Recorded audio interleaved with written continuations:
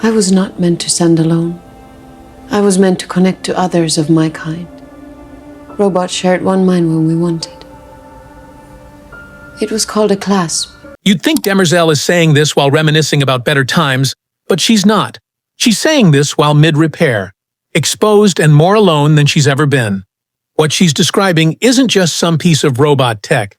It's something she's been missing for centuries. And maybe it's the one thing that could set her free. Heads up, there'll be spoilers in this video. What is the clasp? The clasp isn't like a weapon or a feature you install. It's a connection or a bond. Demerzel describes it as a way robots could connect their minds, not permanently, but when they chose to. They could share everything, from thoughts, emotions, and memories across time and space. Think of it like a direct mind-to-mind connection, where two robots could experience each other's thoughts and feelings without needing to speak or explain anything. But the thing is, they didn't just talk to each other, they understood each other. And not just merely understand, but completely, which allowed them to bypass guessing or assumptions by giving them direct insight into each other's thoughts. This understanding was also instantly because the connection was direct, and there was no need for interpretation or delay. And above all, it was voluntary, and the choice part matters here because the clasp was optional.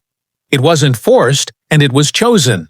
This wasn't like the Cleons, who inherit memories through genetic copying, and it wasn't programming either.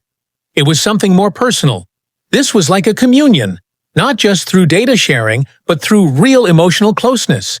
It's like being fully seen, fully understood, and fully connected all at once.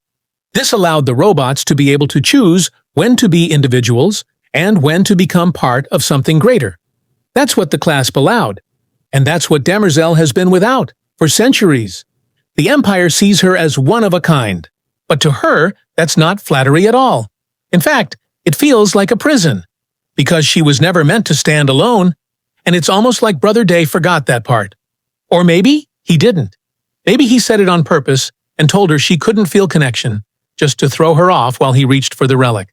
Because by that point, we realized that he didn't come there just to talk, but to take something. And Demerzel was already exposed and unraveling, so she never saw it coming. So Brother Day mocks her and tells her she can't possibly understand connection or love. But in that moment, she reminds him and us that she once did. She used to be part of something, and she used to feel what he thinks she's missing. And that's what makes it so tragic. And you can have your own feelings towards Demerzel, but that scene is hard to watch because it shows us she was never meant to walk alone. She was meant to be part of a family, a network, and a kind. And now that it's gone, she's alone. And that loneliness and silence is the price she's been paying for ever since. Why it matters now. The real tragedy isn't just what Demerzel lost, it's what this moment might turn her into. Because if this episode shows us anything, it's that she's already starting to crack. You can sense something is changing beneath the surface, a crack in her composure that never breaks, but might be there. And she's doing things we haven't seen her do before. You can feel something shift beneath her facade, from small hesitations, withheld gestures, and, of course, the cracks we haven't seen before. Something in her is definitely unraveling. So when Brother Day mocks her, and when he tells her she'll never understand love or connection, he's not just being cruel. He's reminding her that her pain doesn't matter, that she can serve and sacrifice, but she'll never be seen, never be trusted, and never be free. And then, while she's still mid-repair and vulnerable, he steals from her. And this is not any object, but something tied to the part of her that made her feel whole. Because Brother Day knows this is the moment she's let her guard down. And this is when he can take what he wants. That's not just betrayal, that's erasure. And the dangerous part is, you can program loyalty and suppress emotion, but you can't delete resentment. So the question is, if Demerzel starts to remember who she was before the override, and that is, if there ever was any override to begin with, will the Empire survive who she becomes next? The bigger twist. Here's what nobody in the Empire seems to understand. The clasp didn't just make Demerzel feel less alone, instead, it made her free. Robots could choose when to be individuals and when to be part of something greater. That's not merely a connection, that's autonomy and power. And that's exactly what she doesn't have anymore, because the Cleons don't want a partner. What they've always wanted was a servant. They stripped away her ability to bond with her kind and replaced it with hardwired obedience, which is the real reason why she's loyal in the first place, and not because of faith, love, or code.